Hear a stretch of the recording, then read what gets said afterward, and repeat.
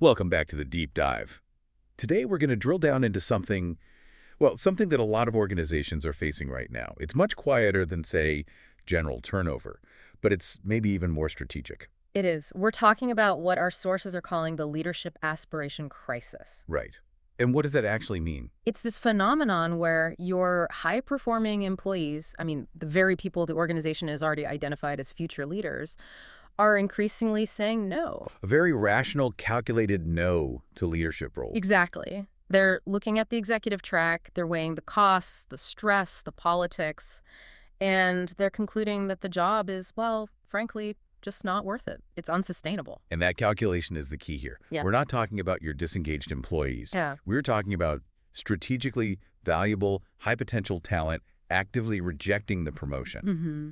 So our mission today is pretty clear. We need to understand the structural reasons these really capable people are declining to move up. And define what makes the environment so toxic that it creates this reluctance in the first place. And then, most importantly, identify the real evidence-based redesigns that can actually make leadership a compelling path again. And the stakes couldn't be higher. When you lose your most capable people from that succession pipeline, you fundamentally compromise your ability to execute your strategy, to innovate. Our sources call it, what was the phrase?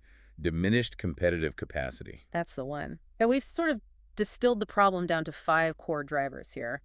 You've got chronic burnout, excessive politics, a massive misalignment between autonomy and responsibility, inadequate compensation, and this interesting one, the compliance courage paradox. Okay, let's start by defining this clearly for everyone listening. Leadership avoidance. What is it exactly? It's the deliberate, the conscious decision by your most skilled, organizationally endorsed employees to just reject formal advancement. And I think it's important to distinguish this from quitting. They're not leaving the company. Not always, no. These individuals often stay. They remain highly productive, influential contributors, but they explicitly refuse the formal authority. They don't want to climb that hierarchy. So this isn't just a theory. You're saying there's data to back this up. Oh, absolutely. This is a measurable crisis. Deloitte's 2023 research, it just shows how quickly the appeal of these roles has cratered. Okay. So a decade ago, you had 65% of high-potential employees saying they were interested in senior leadership. 65%. That sounds healthy. Right. Today, that number has dropped to only 42%. Wow, that is a shocking swing. That means almost half the people we're counting on to run things in 5 years are actively running away from the job. Exactly. And other workforce studies back this up. They suggest roughly 1/3 of identified high-potential talent will actively decline advancement discussions. They just shut the conversation down. So is this happening everywhere, or are there specific groups that are opting out more? I'm thinking of, like, our deep technical experts, the people who really value their craft. You're right on the money. The pattern is most pronounced among mid-career professionals. Think 30 to 45-year-olds. People who've been around long enough to see what the job is really like. Precisely. They have observed the reality of leadership up close. And yes, technical specialists who prioritize their craft over, managing people, they often see a promotion as a dilution of what they're good at. And I imagine women and underrepresented minorities also face a different calculation. They do. They often decline these roles at higher rates because they've made a rational calculation about the extra political navigation that's required and the disproportionate personal cost. Okay, so let's connect that back to those 5 drivers we mentioned. Why is this high performer taking the promotion off the table? It's all a cost calculation. First, they see the chronic burnout. It's just normalized. There's this unspoken rule that leaders have to maintain a completely unsustainable workload just to tread water. Right. And then there's the politics. The political navigation. Yeah. It often eats up more time than the actual strategic work, the meaningful stuff. And third, they see this huge autonomy responsibility misalignment. Meaning you get all the blame, but none of the power. That's it. You're given huge accountability, but no real decision-making power. Everything just gets bottlenecked further up. So you look at the job and you think, great, now I get to spend 80% of my day in meetings just learning who reports to whom instead of actually solving the problems I enjoy solving. Precisely. The 4th driver is simple. Inadequate compensation. The pay bump just doesn't cover the expanded emotional labor, the cognitive load, and the personal risk of leading a team. And the last one sounds tricky, the compliance courage paradox. It's insidious. Organizations say they want innovation. They say they want disruption. but they only reward leaders who conform.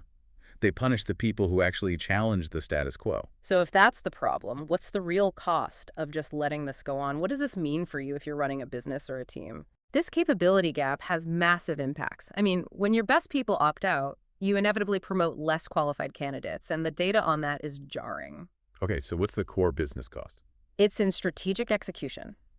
Studies suggest that when you have to substitute a top-tier internal successor with a less qualified leader, it can reduce your strategy implementation success rate by anywhere from 15 to 30%. 15 to 30%. That is a massive performance drag. It is. And that drag leads directly to something called innovation debt. Innovation debt. Yeah. Because the real experts, the people who refuse the promotion, aren't in the room where decisions get made. Exactly. Decisions are made by leaders who lack that frontline insight. So they're leading with, organizational momentum instead of real technical depth. Organizations with weak leadership pipelines show 20 to 25% lower innovation output. And this is where the competitive pressure must really hit. Adverse selection. Right? That's it. If the path to the top looks miserable, your best people, the ones who have the most options on the outside, they'll just leave. They'll go to a competitor that offers a better deal. And losing those top quartile performers costs a fortune. It costs organizations 2 to 3 times their annual compensation just in replacement costs and lost productivity. We tend to focus on the company's bottom line, but there are huge individual costs here too. Huge. If the only way forward is this grueling management track and you feel blocked in your current expert role, well, our sources show those professionals experience 40% higher burnout rates. And much lower job satisfaction, I'd assume. 35% lower. And then there's the critical issue of diversity and inclusion. Progress just, it stalls. Because when those political barriers and work-life demands are just too high, underrepresented groups decline leadership roles at higher rates. Which just perpetuates a cycle where the leadership team stays homogenous. Right. And you miss out on those crucial perspectives. Ultimately, if these corporate leadership roles become structurally unsustainable, society as a whole loses a key source of trained, capable leaders for other complex challenges. Okay, that 15 to 30% drag on execution is painful. So if the motivational posters and, the free lunches aren't working, what are the real structural fixes? Let's get into the 5 fundamental interventions that can actually restore leadership's appeal. Right. So the first one is all about designing sustainable leadership roles. What does that mean in practice? The core principle has to shift. We have to stop expecting superhuman capacity and start defining sustainable human capacity. It's about bounded scope, structural support, and building in recovery time. So making the job actually possible for a human being. Pretty much, yeah. How do you effectively scope the role? Because the default always seems to be that the leader just owns everything. The key is decision clarity. Using tools like RCI frameworks, that's responsible, accountable, consulted, and informed, to map out who owns what. It stops that pattern where everything just escalates up to the leader. And does that work? Companies doing this report 30% reductions in decision overload for their leaders. Okay, and we have to talk about the meeting problem. We have to. Look, effective leaders spend maybe 40–50% of their time in meetings. That's fine. But once that number goes over 60%, their strategic capacity just collapses. So what's the fix? You have to normalize meeting-free blocks. And crucially, provide real support structures, like a chief of staff or an operations partner to handle the logistics, so the leader can focus on high-value strategic work. And we have some pretty great evidence this actually works. Look at Microsoft. Tell us about that. They explicitly reduced their bureaucratic demands. They brought in a rule that no leader should attend more than 20 hours of standing meetings a week. 20 hours, that's a hard line. It is. And promotion acceptance rates for their senior roles shot up from 58% to 79%. That's a huge jump. And you see it in other industries, too. The Cleveland Clinic redesigned their physician leadership roles. They reduced the clinical load by 30% during a leader's tenure. So it's not an either sacrifice anymore. You can lead and still be a doctor. Exactly. And applications for those roles went up by 60%. Unilever saw a 50% drop in leadership turnover just by implementing mandatory recovery periods and workload limits. It's about permission.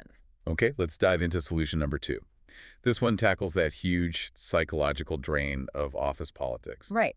This is about rewarding outcomes over optics. Shifting the reward systems to genuine, measurable results, not just, who's good at managing up or who has the loudest voice. How do you do that without it becoming subjective? It requires discipline and transparency. You can use objective frameworks like OKR's objectives and key results, which focus on measurable outcomes. But the real lever is 360-degree accountability, So getting feedback from everyone. especially from below.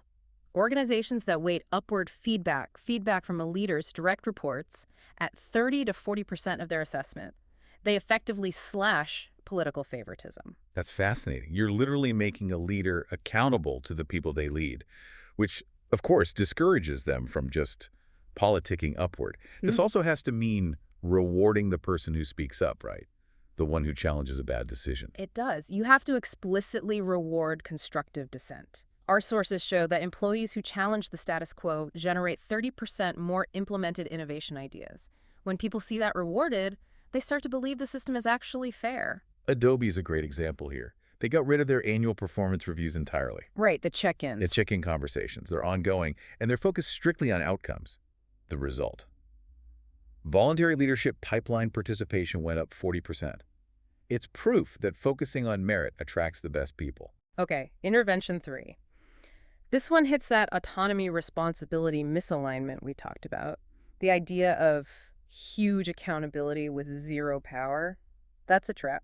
It's the worst kind of trap.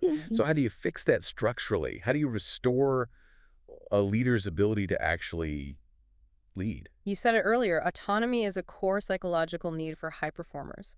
When they have high accountability but low authority, they just burn out. They become glorified coordinators. So you have to fix that alignment. You have to. Leaders who have aligned authority and accountability report 60% higher role satisfaction. You do it with things like an explicit delegation architecture, where you map out which decisions leaders own outright. That can cut escalation bottlenecks by 40 to 50%. And the sources also recommend bureaucracy audits to just get rid of approval steps. It sounds like a headache, but the payoff seems huge. It is a headache, but it's necessary. These audits typically eliminate 30 to 40% of approval requirements without adding any real risk. The job just becomes more attractive when you're not drowning in paperwork. Netflix is sort of the poster child for this, right? Their context, not control model. Famous for it, they eliminated most approval processes, most spending limits for leaders. And that strategy attracted the high performers who hated bureaucracy. Their leadership role applications from high potential talent went up 70%. 70%. And it's not just a tech thing. The New Zealand government pushed decision authority budget, hiring down to frontline managers in the public sector. They saw a 45% increase in qualified applicants for those leadership roles. Autonomy is the currency that attracts top talent. Let's talk about the money. Redesign number 4 is about making the economic proposition actually work. Right. When the compensation bump doesn't account for the sleepless nights, the emotional labor, the rational calculation for a high performer is easy. No, thank you. So what's the right level? The compensation has to be a true premium. We're talking about paying meaningfully, more typically 25 to 40% above what the top individual contributors make. And it's not just salary. No, it has to recognize that invisible work. Things like culture building, change management. You can do that with specialized leadership complexity premiums. And I think the most powerful strategy to stop forcing your experts into management is to just create other paths. Exactly. Build dual career ladders. A deep expertise track or a technical track that receives equivalent compensation and status to the people management track. Salesforce does this brilliantly. They have a leadership track and an architect track. With equivalent pay bands all the way up to senior titles. They got rid of that forced choice, and their retention of technical high performers increased by 50%. Even a place like Goldman Sachs restructured their compensation to include substantial premiums for division leadership. Their acceptance rate among high-potential VPs went from 62% to 84%. Money talks. It does. Okay, the final redesign. This is about reframing the whole psychological contract. This is the big one. Leadership only becomes attractive when it represents a meaningful contribution, not just a grab for status. It's about reframing the role around stewardship, not heroism. So shifting the narrative. Shifting the whole cultural narrative from leadership as achievement to leadership as service. You select leaders based on their values and their purpose, and crucially, you have to reward what our sources call developmental generosity. Meaning you celebrate leaders who are great at growing their people. Yes. Leaders who invest heavily in developing others, even if those protégés end up leaving the organization. Patagonia does this well, right? Screening for values, positioning leadership as stewardship of their environmental mission. They do, but it's the cultural shift that really makes the difference. Yeah. Look at REI Co-op. They implemented a leadership as cultivation model. I love that phrase. It's great. They literally celebrate leaders based on how many developed people they've produced and promoted. And leadership role interest among their high potentials shot up from 48% to 82% over 5 years. Just from that one shift. And Kaiser Permanente saw something similar in healthcare. They restructured leader evaluations to emphasize patient outcomes and staff well-being. Physician leadership applications tripled. Because the doctor saw it as an extension of patient care, not an abandonment of it. Exactly. So the core realization here for any organization is that you cannot market your way out of this crisis. The fix is fundamental structural redesign across these 5 areas: sustainable roles, true meritocracy, real autonomy, equitable compensation, and purposeful stewardship. When the new psychological contract is honest and sustainable, the best people will engage again. They will. So that new contract, it promises growth and challenge instead of just status and control. It offers meaningful impact, not just a higher place on the org chart. And maybe most importantly, it promises sustainable intensity instead of chronic overload. The solution really is to make the job worth doing again. It is. And here's maybe a final provocative thought for you to consider. This entire discussion has focused on fixing the individual leadership role, that old heroic leader archetype. But what if that archetype itself is just fundamentally broken? What if high performers are avoiding concentrated power for a good reason? Yeah. What happens when organizations embrace distributed and collective leadership models? Where leadership functions are shared across a team or rotated. That's interesting. So it's not about finding the one hero anymore. Not at all. And some research suggests that leadership development might actually accelerate by as much as 35% when leadership is distributed. Why? Because that exhausting all-or-nothing binary, that terrible choice between being a brilliant expert or being a burned-out manager, it just dissolves. It's a compelling idea for you to explore in your own context, especially as you look to build your pipeline for the future. Something to mull over. Indeed. That's it for this deep dive. We'll talk to you next time.